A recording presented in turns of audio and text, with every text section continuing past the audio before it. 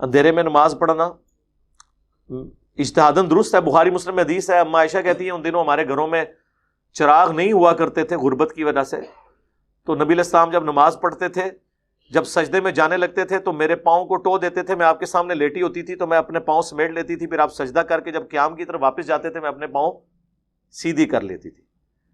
تو وہ پاؤں ٹونے اس لیے پڑھتے تھے حضرت عائشہ کو متوجہ کرنے کے لیے. حضور اندھیرے میں نماز پڑھ رہے ہوتے تھے, تو اندھیرے میں نماز ہو تو اینڈ رزلٹ یہی ہے, چھری خربوزے پہ گرے یا خربوزہ چھری پہ,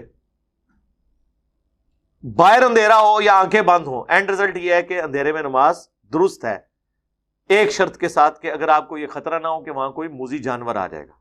اگر آپ پہاڑی علاقوں میں نماز پڑھ رہے ہیں تو روشنی کی برکت یہ ہوتی ہے کہ کوئی جانور آپ کے قریب نہیں آتا, اس لیے اندھیرے میں نماز پڑھنا پسندیدہ نہیں ہے. لیکن ہماری قالین والی مسجدوں میں جہاں اس طرح کا کوئی خطرہ نہیں ہے, کنسنٹریشن کے لیے آپ کو اگر کسی عالم دین سے کسی مولوی سے خطرہ نہ ہو تو آپ آنکھیں بند کر کے نماز پڑھیں. ورنہ تو سنن نسائی میں حدیث ہے, نبی علیہ السلام نماز کی حالت میں بھی ضرورتاً بغیر سر ہلائے آنکھوں سے ادھر ادھر دیکھ لیا کرتے تھے, بعض کا جینون ضرورت پڑ جاتی ہے.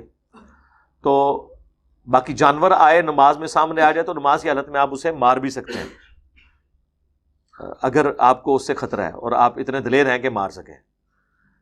ہر بندہ تو نہیں مار سکتا. تو اندھیرے میں نماز پڑھنا بالکل درست ہے, کیونکہ اینڈ رزلٹ تو وہی نکل رہا ہے نا. لیکن جہاں پہ موذی جانور ہیں پھر آپ لائٹ جلائیں گے. آپ دیکھیں یہ پرانے زمانوں میں آپ کو پتا ہے جنگلوں میں آگ جلائی جاتی تھی. کیوں؟ اس لیے آگ جلائی جاتی تھی کہ آگ کے قریب شیر بھی نہیں آتا. یہ آگ کا اللہ نے ایسا روب رکھا ہے, کوئی ریچھ نہیں آپ کے قریب آئے گا. آپ آگ کا لاؤ جلا لیں, اس کے پاس ہو جائے, شیر بھی آپ کے پاس نہیں آئے گا. آگ کا روب ہی اتنا ہے. جانور بھی سمجھتے ہیں اس چیز کو.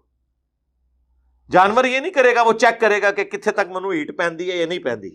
ہم تو کہتے ہیں نا کہ کتنی دیر تک کتنی دور سے ہیٹ پڑے گی ہم اتنا قریب آ جائیں.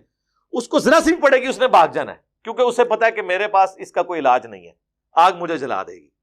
پھر جنگلوں میں آگیں لگتی بھی ہیں, آگوں کے ایکسپیرینس بھی ہوئے ہوتے ہیں. پھر گرمی کی وجہ سے بھی ایکسپیرینس ہوتا ہے جانوروں کو, آگ کے قریب نہیں جانور آتا. اسی لیے جو لوگ سفر میں جاتے تھے الاؤ بہت بڑا جلا کے اس کے ارد گرد بیٹھتے تھے, ایک روشنی کی برکت, دوسری آگ کی برکت. تو اللہ کی نعمتوں میں سے ایک نعمت ہے. تو آپ نماز پڑھ